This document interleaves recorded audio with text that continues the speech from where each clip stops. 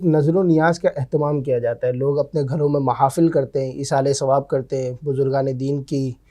آراس کو مناتے ہیں۔ تو جب محفل کرتے ہیں تو جب اس میں ایصال ثواب کیا جاتا ہے تو کھانا اس وقت ایصال ثواب کرتے ہوئے سامنے ہونا ضروری ہے یا سامنے نہ ہو تو بھی ایصال ثواب ہو جاتا ہے؟ اصل بیسک چیز تو ہے ایصال ثواب، اور ایصال ثواب کے لیے سرے سے کھانا موجود ہونا یہ بھی ضروری نہیں ہے۔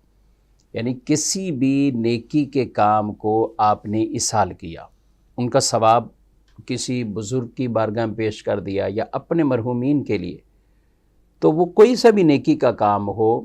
چاہے آپ نے نماز پڑھی ہے، صدقہ دیا ہے، کسی کے ساتھ کوئی اچھائی کی ہے، بھلائی والا معاملہ کیا ہے، تسبیحات پڑھی ہیں، ذکر و اذکار کیا ہے، قرآن پاک کی تلاوت کی ہے، تو یہ نیکی کے کام ہیں اور آپ اسی کو ایصال کرتے ہیں، یہی ایصال ثواب ہے۔ البتہ ہمارے ہاں آراس کے موقع پر دیگر اپنے مرحومین کے ایصال ثواب کے لیے 40واں ہے اور اسی طرح برسی کی جاتی ہے، کچھ کھانے کا بھی اہتمام کیا جاتا ہے،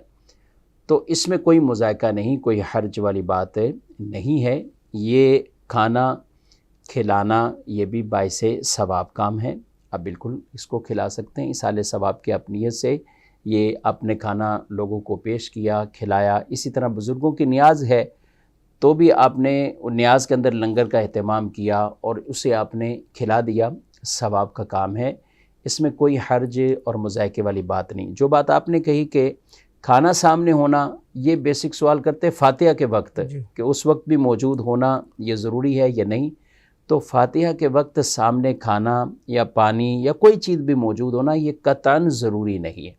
البتہ اگر کوئی رکھتا ہے تو منع بھی نہیں۔ ہمارے یہاں جیسے عام طور پہ رائج ہے، لوگ پانی رکھتے ہیں، کچھ کھانے پینے کی چیزیں رکھ دیتے ہیں، لنگر کا جو اہتمام ہے وہی رکھ دیتے ہیں، تو یہ کوئی حرج نہیں، اور یہاں پہ کوئی ممانعت والی بات بھی نہیں ہے۔ رسول اللہ صلی اللہ علیہ وآلہ وسلم کے سامنے بھی کئی مواقع ایسے ہوتے ہیں کہ جب آپ کسی کے ہاں دعوت پر تشریف لے کے جاتے ہیں، کھانا سامنے، آپ کے باقاعدہ حدیثوں سے یہ ثابت ہے کہ آپ نے کچھ پڑھا،